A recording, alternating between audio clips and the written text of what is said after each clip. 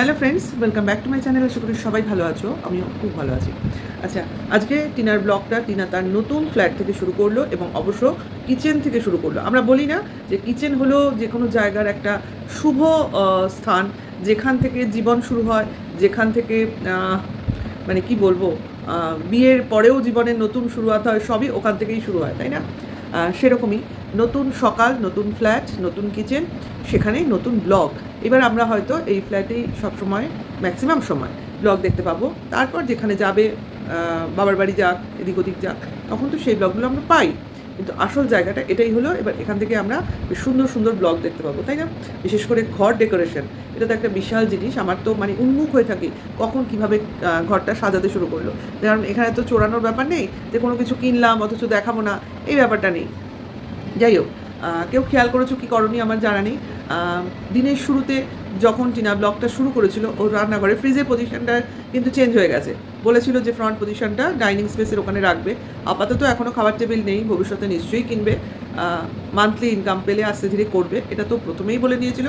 চট করে সব কিছু কেনা সম্ভব না। তার মধ্যে তো কিচেনের মেইন আইটেম তোমার কী বলে, চিমনিটা হয়েই গেছে। হ্যাঁ, জল কিনছে দেখতে পেলাম, ভবিষ্যতে হয়তো অ্যাকোয়াগার্ড লাগিয়ে নেবে, হয়তো, বলতে পারি না। নেক্সট, মিক্সি তো বাড়ি থেকে নিয়ে এসছে, ফ্রিজ কিনেছে, ফ্রিজের সঙ্গে টিভি ফ্রি পেয়েছে, এবং অলরেডি ওয়াশিং মেশিন রয়েছে, ও সেমি ফার্নিশড ফ্ল্যাটে রয়েছে আর কি। সেই হিসেবে ওটা ছিল, চিমনিটা ছিল। আর নিজে খাট এনেছে, একটা সোফা এনেছে, একটা কিচেন স্টোরেজ হিসেবে যে আলমারিগুলো ছিল সেগুলো একটা নিয়ে এসছে। এই তো সব নিয়ে এসছে। হ্যাঁ, তার মধ্যে আজকে যেটা দেখলাম, দিনের শুরুতে কিচেনটার থেকে যখন শুরু করলো তখন সেখানে অবশ্য কোনো মাইক্রো ওভেনটা ছিল না, কিন্তু পরবর্তী ক্ষেত্রে যখন বাড়িতে অতিথিরা এসছিল তখন ওখানে একটা মাইক্রো ওভেন দেখতে পেলাম, এবং মাইক্রো ওভেনের ওপর ওর পুরোনো মিক্সিটাই রয়েছে যেটা বাড়ি থেকে নিয়ে এসেছিলো। নাহলে আমি ভাবছিলাম মিক্সিটাও নতুন নাকি, না, এটা মাইক্রো ওভেনের ওপর পুরোনো মিক্সি। তা মাইক্রো ওভেনটা কি সেমি ফার্নিশ ফ্ল্যাটে ছিল, ও তো খুব প্রিয় মানুষ, তা ওর রিলেটিভের মধ্যেই কেউ ওর বাড়িতে এসেছিল এবং তারই খাওয়া দাওয়ার কিছু আয়োজন করেছিল। মাংস, তরকারি, ডাল, ভাত, গোছের খুবই নর্মাল, কিন্তু তবু তার মধ্যে আতিথেয়তা খুব বেশি পরিমাণেই ছিল।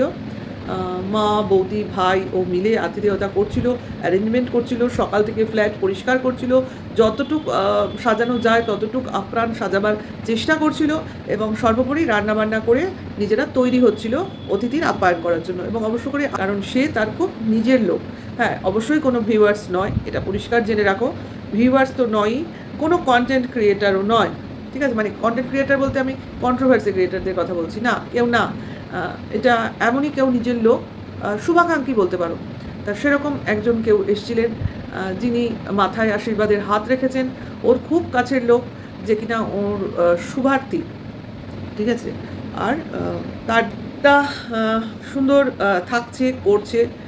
অবশ্য করেই বাবা এখনও আসার সময় পাননি, আসবেন, অসুবিধা নেই। কারণ উনি যে কাজে রয়েছেন, এমার্জেন্সি কাজে, ওনাকে যখনই ডিউটি পড়ে ওনাকে সেই কাজেই দৌড়াতে হয়, যার জন্য উনি বাড়িতেও থাকতে পারেন না, ওনার মেসেই থাকতে হয়, মানে কোয়ার্টার টাইপের পুলিশের মেস, ওখানেই থাকতে হয়।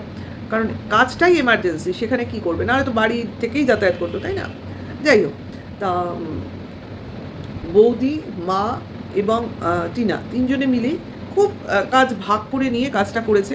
এবং টিনা যে কথাটা বলেছে ভীষণই সত্যি কথা, যে একটা কাজের পেছনে 10 জন না থেকে 10 জন কাজটা ভাগ করে নিই, তাহলে কোনো কাজটা হতে দেরি হবে না। হ্যাঁ, এক্স্যাক্টলি, এটা করার জন্যই সব জিনিসটা টাইমলি হয়েছে। ওদিকে দাদার কাজ করছে, দাদা অটো ভাড়াও কাটছে, আবার বাড়ি থেকে কিছু কিছু জিনিস নিয়ে আসছে, যেগুলো প্রয়োজনীয়, জল বলো, বাজার বলো, মাংসটা যেমন এনে দিল সেরকম। সঙ্গে ওই ছোট্ট ছেলেটাও কাজ করছে, মানে ওদের হেল্প করছে। এটাকে আবার চাইল্ড লেবার কেউ বলো না, অনেকে বলতে শুনছি। বাচ্চারা, ও এমনও বাচ্চা নয় যার বয়স কিনা 5 বছরের নিচে, ঠিক আছে? মনে হয় ও 11 কি 12+ ছেলে হবে সম্ভবত। ও সেই পুজোয় জানি কি সন্ন্যাস নিয়েছিল না কি যেন ওরা করেছিল, তোমার কি উপোসটার সময়, নীলের উপোসের সময়। সেই জন্য একটু এখন কিন্তু বড়োর পর্যায়ে, হয়তো ওরা ব্রাহ্মণ তো 2 দিন পর হয়তো বইতেও হবে, নাকি বইতে হয়ে গেছে, আমার ঠিক খেয়াল পড়ছে না। তার মানে ছেলেটা একটু বড়, যদি সে হাতে হাতে কাজ করবে, খুব ভারী ভারী জিনিস কিন্তু করছে না, হ্যাঁ, সঙ্গে জলের সিলিন্ডারগুলো নিয়ে হয়তো তুলে দিয়েছে লিফট থেকে নিয়ে আসা কি ওখান থেকে বার করেছে, তারপর তো বৌদি গিয়ে আবার হাতে হাতে করেছে। একদিন আগেও করতে পারতো, ওর হাতে ক্যামেরা ছিল, হয়তো ক্যামেরাটা রেখে পরে করেছে, সব তো সবসময় দেখাবে না, সেটা করতে গেলে আবার আরেকজনকে ক্যামেরা ধরতে হবে। যাই হোক, অতিথিরা এলেন, তাদের ফল মিষ্টি দিয়ে প্রথমে আপ্যায়ন করা হয়েছে, এটা আমরা বুঝতেই পেরেছি। তারপরে তো লাঞ্চের ব্যবস্থা ছিলই, সেটা তারা করেছে, এবং যারা এসেছিলেন ওরই রিলেটিভের মধ্যেই কেউ এসেছিল, এটুকুই বলবো, এর বেশি বলাটা ঠিক হবে না। অবশ্যই ওর রিলেটিভের লোক, কারণ ইউটিউবের কল্যাণে, মানে ইউটিউবের লোক নয়, এটুকু বলে দিলাম, মানে ইউটিউবের লোক নয় বলতে তোমার মানে ভিউয়ার্স, কন্ট্রোভার্সি ক্রিয়েটার বা সেটা বলতে চাইছি, ঠিক আছে, এইটুকুই বলবো, এর বেশি বলাটা ঠিক হবে না, কারণ আমরাও তো তোমার অনুমান ভিত্তিক কথা বলছি, এর থেকে বেশি কথা বলতে পারবো না, ঠিক আছে। আর যেটা হচ্ছে, সব অনুষ্ঠান মিটে যাওয়ার পর বাসন কোসন নিয়ে, দেখো বলেছিলাম সবই ও বাপের বাড়ি থেকে নিয়ে এসেছিলো বাসন কোসন, তার জন্য সেগুলো আবার ধুয়ে টুয়ে পরিষ্কার করে বৌদির সঙ্গে পাঠিয়ে দিল। আজকের দিনে দাদা বৌদি বাড়ি চলে যাবে, মা ওর সঙ্গে থাকবে। হ্যাঁ, যেটা বলার ছিল সেটা নিয়ে হয়তো কিছু কন্ট্রোভার্সি ক্রিয়েটার বসে পড়বে, সেটা হলো গতকালের ভিডিওতে যেদিন পুজো হলো সেদিনকে বলেছিল যে রাত্রিবেলা বৌদি আর মা খাটে শুয়েছিল, হ্যাঁ, আর ও মাটিতে শুয়েছিল গরমের জন্য, কারণ ওদের ফ্ল্যাটটা হচ্ছে 4th ফ্লোর মানে ওদের ফ্ল্যাটের ওপর হচ্ছে ছাদ, আর কোনো ফ্ল্যাট নেই, তার মানে গরম নিশ্চয়ই আছে। আর যে ঘরে শুয়েছিল, যে ঘরে খাট, সেই ঘরের জানলা খুলে রাখলেও বারান্দার জানলা না খুললে হাওয়া পাস হবে না, ঠিক আছে, তার জন্যই যদি বারান্দার জানলা বন্ধ করে দেয় তাহলে ওই ঘরে হাওয়া আসতে একটু অসুবিধা হবে। সাইমালটেনিয়াসলি যদি পাশের ঘরটাকে ইম্যাজিন করো, যেখানে খাট রাখবে বলে ঠিক করেছে, সেগুলো কিন্তু লাগোয়া প্রায় 2টো জানলা আছে, 2টো দেয়ালে, ওই ঘরে জানলা খুলে শুলেও, 4তলার ওপর তো জানলা খুলে শোয়াই যায়, সেক্ষেত্রে তোমার হাওয়াটা খুব ভালো আসবে। কিন্তু খাট এখন ওই ঘরে তো এই খাটটা পাতেনি, ওই ঘরের জন্য খাট আসবে, অর্ডার দেওয়া আছে সম্ভবত, তাহলে ওই ঘরে শুলে এত গরম লাগতো না। কিন্তু এখন এই ঘরে পেতেছে একটা বারান্দার জানলা, সেখান দিয়ে হাওয়া ঢুকবে, তারপর ঘরের দেওয়াল, সেখানে হাওয়া ঢুকবে, হাওয়াটা অনেক বাধা পাবে, কাজে সেই রকম তোমার ঠান্ডা পরিবেশ লাগছে না। আবার বারান্দাটা দরজাটাও বন্ধ করেই শুতে হয়, মানুষের মনে একটা ভয় থাকে না, ওরকম খোলাভাবে শুতে পারে না লোকে, তার জন্য ওরা খাটে শুতে ওদের গরম লাগছে। না তো গরম বেশি, আমরা বাড়িতেও দেখেছি, ও যখন মার কাছে বাবার বাড়িতে থাকতো, ঠাকুমা চৌকিতে শুতো, ও মেঝেতে শুয়ে পড়তো, সেই হিসেবে ও মেঝেতে শুয়েছিল, আবার টাইলসের বাড়ি, তার মেঝে আর কি, তার জন্য তোমার ঠান্ডা লেগে গেছে। এইবার আজকে গতকাল শুয়ে ওর মার গরম লেগেছে খাটে, কাজে এখন কি করবে, তো এরপরে ঠিক করেছে যে মা মেঝেতে শোবে, আর মেয়ে ঠান্ডা লেগেছে সেহেতু টিনা খাটে শোবে। দেখা যাক, মা ওই ঘরে শুলো না, বারান্দায় শুলো, সম্ভবত বারান্দায় গরমটা অনেকটা কম হবে, কারণ ঘরের দেওয়ালে তোমার রোদটা মনে হয় খুব পড়ে, তার জন্য গরমটা বেশি, সেই তুলনায় বারান্দায় হয়তো গরমটা একটু কম হবে, হতে পারে। এখন কেন শুচ্ছে কি না, সারাদিন ওরা ওখানে থাকছে না, তাহলে ওয়েদার, আবহাওয়া, সেই জিনিসটা ওরা ভালো বুঝবে। এখন বললো এটা অ্যারেঞ্জমেন্ট করেছে, এখন দেখো ভবিষ্যতে বা পরবর্তীকালে হয়তো শুয়েছে কি আবার গরম লেগেছে, আবার ও খাট থেকে আবার মেঝেতে শুয়েছে কিনা তার কি আছে, আচ্ছা এইগুলো চলবে। এখন হয়তো এক্ষুনি পারবে না, কিছুদিনের পরে ওর অবশ্য করেই একটা এসি লাগাতেই হবে, এবং ও লাগাবেও, এসির পয়েন্ট তো করা আছে বোঝাই গেল, ওয়াইফাইয়েরও কানেকশান নেওয়া হয়ে গেছে বোঝা গেল, দেয়ালে টিভির যেখানে যে ঘরে রেখেছে সেই ঘরে, টিভির ঘরে কি কানেকশানটা কোথায় লাগালো, ওই ঘরে লাগিয়েছে, যে ঘরে এখনও খাট আসেনি, ওই ঘরে ওয়াইফাইয়ের ইয়েটা দেখলাম, টিভিটা সম্ভবত যেখানে পুজো হয়েছে সেই ঘরে আছে, হতেই পারে ওয়াইফাই পাশের ঘরে থাকলে কোনো সমস্যা হয় না। এখন জানি না ওটা ওয়াইফাই নাকি, ওয়াইফাই হবে, কারণ দেয়ালের মধ্যে লাগানো, নিতেই হবে, কিছু করার নেই, যারা ব্লগার তাদের ওয়াইফাই থাকবে না এটা তো হতে পারে না। আরেকটা সুবিধা হবে, ওর ওখানে সম্ভবত লোডশেডিংটা কম হবে আমার মনে হয়, এখন দেখা যাক কী হয়, কারণ পুরসভা এলাকা বলেছে, কাজে একটু ফেসিলিটি তো ওর বাপের বাড়ির জায়গা থেকে একটু বেশিই হবে এখানে, এবং এখানে তোমার নিয়ম শৃঙ্খলাটাও বেশি, ময়লা গার্বেজ ফেলার ব্যাপারে তোমার তো খুবই ইনস্ট্রাক্টেড হয়ে থাকে না, তুমি যেখানে যত্রতত্র আবর্জনা ফেলতে পারবে না, গাড়ি আসবে, গাড়িতে তোমাকে মানে সবুজ নীল রং দেখে তোমার ফেলতে হবে, এই হলো ব্যাপার। তাহলে এরকম সিস্টেম অলরেডি থাকতে শুরু করে দিয়েছে, সুন্দর মানে কি বলবো, গাড়ি চলতে শুরু করেছে, ওর জায়গায় ও ঠিক থেকে মনকে স্থির রেখে, একটা স্থির দৃষ্টি রেখে সামনের দিকে চলছে, এটাই অনেক আমাদের কাছে কাম্য ছিল, এবং সেটাই হচ্ছে। এই শোয়া নিয়ে কন্ট্রোভার্সিটা ছুড়ে দেওয়াটা কিনা নিজের থেকে হতে পারে, নিজের মনের ইচ্ছে হতে পারে, হয়তো ও এটা ইচ্ছে করেই করলো। এখানে টিনার কন্ট্রোভার্সি ক্রিয়েটারদের উদ্দেশ্যে একটা কথাই আমি বলবো, যে এরা তো কষ্ট করে খোঁজাখুঁজি করে কোথায় গেল, কে আছে, কার সাথে আছে, তো আজকে টিনা একটা ছোট্ট করে এই যে শোয়ার প্রপোজালটা বললো যে আমি এভাবে শোবো, মা ওভাবে শোবে, স্বভাবতই ওদের মনের মধ্যে একটা প্রশ্ন জাগবে, কেন রে বাবা, কেন কেন ঘরে একা কেন, মা ঘরের মেঝেতে নয় কেন, বারান্দার মেঝেতে কেন? এই যে একটা কন্ট্রোভার্সিয়াল টপিকস বলাই যেতে পারে, টিনা তার নেগেটিভ কন্ট্রোভার্সি ক্রিয়েটারদের উদ্দেশ্যে একটা ছুড়ে দিল। কারণ ও ওদের জন্য ভাবে যে কিছু তো করে খাচ্ছে, খা। অ্যাকচুয়ালি যারা টিনাকে নিয়ে বলে নেগেটিভ, তাদের ভিউজ কিন্তু অনেক বেশি হয়, কারণ টিনার বাজে কথাটা বোধহয় লোক শুনতে ভালোবাসে। আর আমরা যে টন্দীপকে খারাপ দিকটা এইভাবে তুলে তুলে আনছি, আমার মনে হয় না লোকে সেভাবে পছন্দ করতে পারছে, কিন্তু আবার নেগলেক্টও করতে পারছে না, কারণ সত্যি কিন্তু মিলিয়ে দেখতে ওরা অলরেডি শুরু করেছে। ভাবছে যে যেটা বলছে সেটা তো পুরোটাও মিথ্যে নয়, একটু একটু তাদের মনেও সন্দেহ ঢুকছে। যাই হোক, এটাই বলার ছিল। কিন্তু কিছু লোক আছে বাবা, দোষ ত্রুটি ধরার জন্য তারা বসে রয়েছে। হ্যাঁ, যেভাবে আমরা টন্দীপদের দোষ ধরি, অ্যাকচুয়ালি সেটা কোনো অংশে আমি বলবো না যে কেন ধরলেন, আমরাও তো ধরি, কারণ দোষ আছে, দোষ তো ধরতেই হবে। কিন্তু এই ক্ষেত্রে দোষটা যদি কাজের ক্ষেত্রে ধরা হয় তো বেটার হয়। হ্যাঁ, আমি ইমাজিনারি দোষ ধরতে পারি না।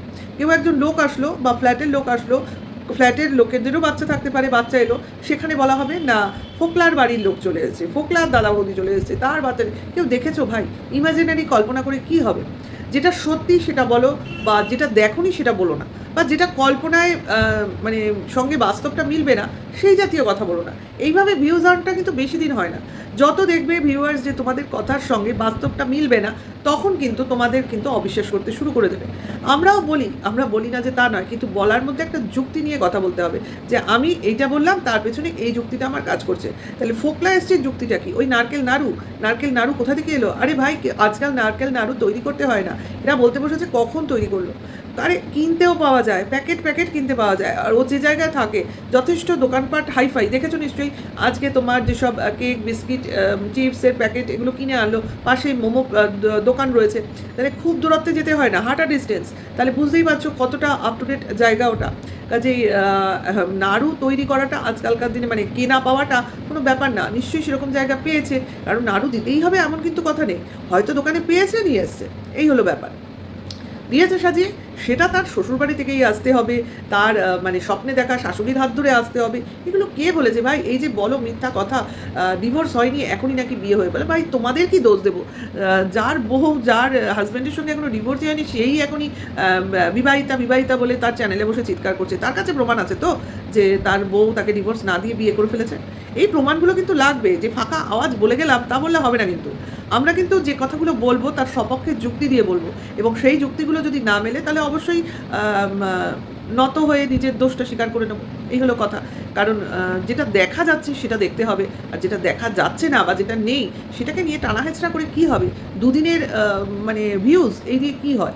কী হয় বলো তো? আমিও ইউটিউবে আছি, তোমরাও ইউটিউবে আছো, কোন ভিউজে কত ইনকাম হয় আমার খুব ভালো করে জানা আছে, ঠিক আছে? ওই আলটপকা ভিউজে ওই কয়েক সেন্ট বেশি হয়ে কোনো লাভ হয় না। হ্যাঁ, এখন যদি ডলার বেশি হতো তাহলে লাভ ছিল। যাই হোক, সে যাই হোক, যেটাই হোক, আর সবসময় যে ভিউজ দেখিয়েই তোমার টাকা ইনকাম হবে বেশি, এমনও কিন্তু কথা নেই। অনেক ভিউজ তার অনেক ইনকাম, সেটাও কিন্তু কথা নয়। অনেক ব্যাপার আছে ভিতরে, অনেক জিনিসের মধ্যে ঘুরে। হ্যাঁ, দেখবে খুব কম ভিউজ, সেখানেও রেভিনিউ আর্ন হয়। হ্যাঁ, হয়তো রেগুলার হয় না, কিন্তু হয়। কাজে এটা কোনো কথা নয় যে ওর চ্যানেলে ভিউজ কম, ওর ইনকাম কম হচ্ছে, ওর চ্যানেলে ভিউজ বেশি, ওর ইনকাম বেশি হচ্ছে। হ্যাঁ, রেগুলার ইরেগুলারের ব্যাপার থাকে, এই হলো ব্যাপার। কেউ প্রতি মাসে ইনকাম করে, কেউ হয়তো 1-2 মাস অন্তর অন্তর ইনকাম করে, এই হলো ব্যাপার। আর বড় বড় ব্লগাররা রেগুলারই ইনকাম করে, কারণ তাদের ভিউজটা রেগুলার বেসিসে অনেকটাই বেশি হয়। টিনা হচ্ছে তার সপক্ষে প্রমাণ, বুঝতেই পারছো। কারণ যেরকম কেনাকাটা, যেরকম জীবন লাইফস্টাইল, সেরকমই তার উপার্জন, এটা হলো পরিষ্কার কথা। কারণ এখানে কিন্তু কোনো কেউ ভিক্ষাবৃত্তি হাত পেতে বসে নেই যে অমুক জিনিস আসবে, তমুক জিনিস আসবে। হ্যাঁ, গিফট মানুষকে দিতেই পারে, তার একটা কিন্তু একটা নমিনাল জিনিস থাকে, ঠিক আছে? এখন একটা আমি কাউকে গাড়ি গিফট করে দিলাম, কাউকে একটা খাট মানে কাঠের মেহগনি খাট গিফট করে দিলাম, একটা বড় 3 পাল্লার আলমারি গিফট করে দিলাম, একটা সোফা গিফট করে দিলাম, আমি একটা 55 ইঞ্চি টিভি গিফট করে দিলাম। হ্যাঁ, টিভিরও সাইজ আছে ভাই, 55 ইঞ্চি টিভির দাম আর 24 ইঞ্চি টিভির দাম কিন্তু হেলেন অ্যান্ড ডিফারেন্স। আচ্ছা, তারপরে মনে করো একটা গিজার, খুবই নমিনাল প্রাইস, কিন্তু একটা মাইক, ঠিক আছে? কাজেই এটা হচ্ছে যার যেরকম ক্ষমতা সে সেরকম দেবে, কিন্তু এমনও দেবে না যেটা দেখলে তোমার কি বলবো, চক্ষু লজ্জায় পড়তে হয়, তাই না? এই হলো ব্যাপার। হ্যাঁ, রিলেটিভের মধ্যে দিলে তখন তাকে কিছু বলা যায় না, যেমন মামা, কাকা, দাদা, পিসি, ভাই, এদের মধ্যে দিলে কাউকে তুমি কিছু বলতে পারো না। যেমন আমাদের বিয়েতে সব আত্মীয় স্বজনরা আমাদের গিফট করে, সেরকম ব্যাপারটা, বুঝেছো? সেখানে কিন্তু সোনার গহনাও গিফটেড হয়, সেই ব্যাপারটা আলাদা। আর এইখানে ইউটিউবের ব্যাপারটা আলাদা। আমি আশা করি তোমাদের বোঝাতে পেরেছি। কাজে এইটুকুই ক্লিয়ার করার ছিল, কারণ এই নিয়ে অনেকেই বলছে পুজো হলো, কারণ নাকি শ্বশুরবাড়ির লোকজন এসেছিলো। ভাই দেখেছো তোমরা? যদি দেখে থাকো, কারণ তোমাদের ওখানে অনেক লোকজন আছে, সিঁড়িতে উঁকি মারে, হাফ সিঁড়িতে এসে আওয়াজ শোনে, তো তারা বাইরে ক্যামেরা নিয়ে হাতে বসেছিল না? ফ্ল্যাটের মধ্যেই তো ঢুকেছে, সিঁড়ি দিয়েই তো ঢুকেছে, এন্ট্রান্স দিয়েই তো ঢুকেছে, তাহলে তারা ক্যামেরা নিয়ে কেন বসেছিল না? বা ওখানে কেন সবাইকে ধরে ধরে জিজ্ঞাসা করা হচ্ছে না? ফ্ল্যাটের লোকজনও তো ছিল, বললেই হলো নাকি? যা বলবে তাই হয়ে যাবে? এটা কি মগের মুল্লুক? যাই হোক, নতুন জীবন, নতুন ফ্ল্যাট, নতুন তোমার ব্লগ আমরা খুব উৎসাহ করে দেখছি, এটাই হলো মূল কথা। এবং ভিউজ যেন শত্রুর মুখে ছাই দিয়ে অনেক অনেক হয়। ব্যাস এইটুকুই বলে আমার ভিডিওটা এখানেই শেষ করবো। নেক্সট ভিডিও ওয়েট করো, ভালো লাগলে লাইক, কমেন্ট, শেয়ার করো, এবং এখনকার জন্য এইটুকু। Tata, by.